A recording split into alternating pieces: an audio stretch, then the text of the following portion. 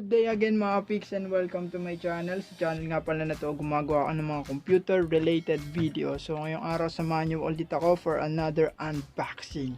So let's go!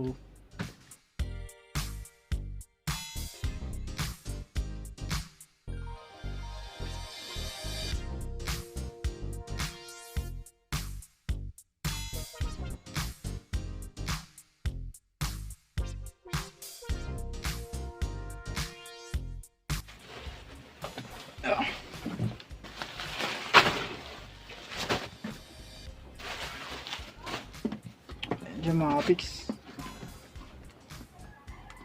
Para siya sa mga micro ATX or ITX motherboards. Yung gilid.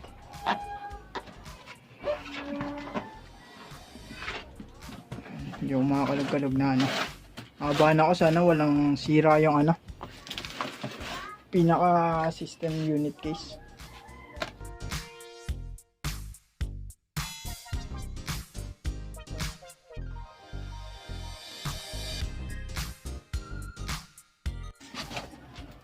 Oh.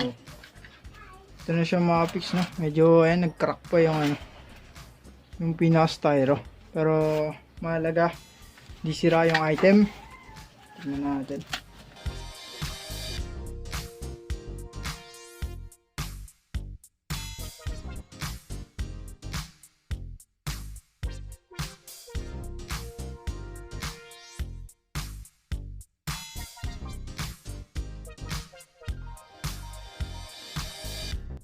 Sa mga buibili ng bago, ito yung parang default na system unit case.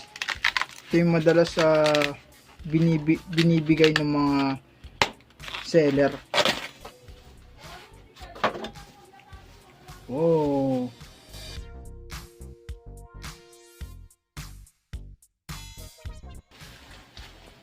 Walang kasira-sira mga kapiks. Ano?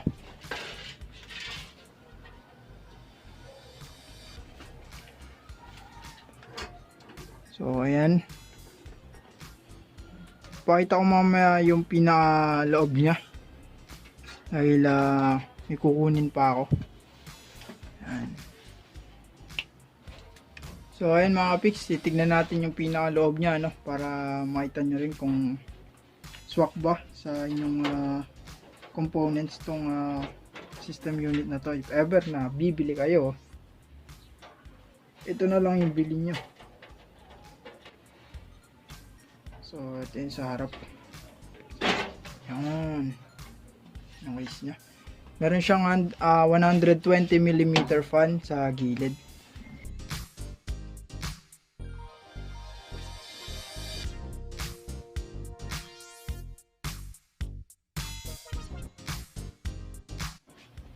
So ayan siya mga kapiks, no. Oh, ito yung mga cable niya para sa USB, yung power on tsaka off. So ayan siya, kasama na rin. Then sa likod, and pwede kayong maglagay ng mga storage devices like yung SSD. So set up muna natin siya mga kapiks, no, and papakita ko sa inyo yung finished product. Ayun mga kapiks, lalagay na natin yung ating mga parts.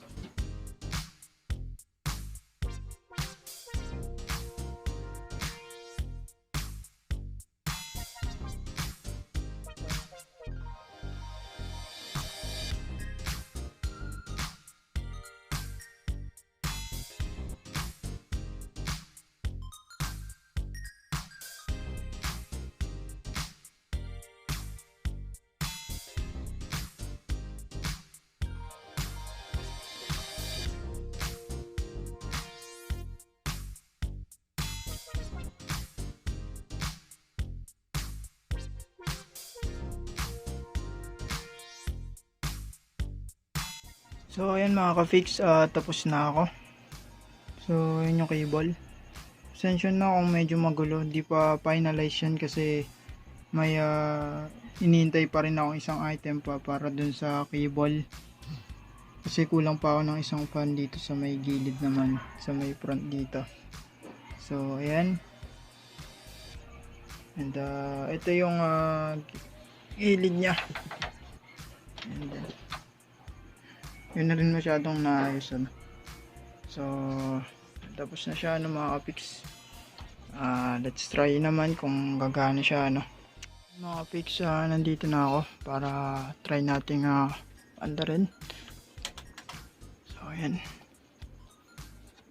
Try nating open no. Wow. Ayan, nag-open na ano. So ayun mga fix, nag-open naman yung computer ko. Success naman ang ating pagpapalit ng bagong case ano. And konting review ko lang about dito sa system unit case. Kung i-rate ko siya 8 out of 10 kasi sobrang nakuha niya talaga yung form factor ng motherboard ko, which mini ITX, and saktong sakto siya sa size. So ito yung itsura ng loob mga afix ano, habang umaandar. Wait lang. Yan. So alisin ko lang yung front na panel. Makita nyo. Di pa masyadong naayos ko yung cable kasi nga may dadagdag pa ako. So ayan. And grabe, saktong sakto lang talaga siya. Kuha niya yung space dito sa aking motherboard. And yung power supply ko rin mga kapix, diyan ko rin binili sa YJT.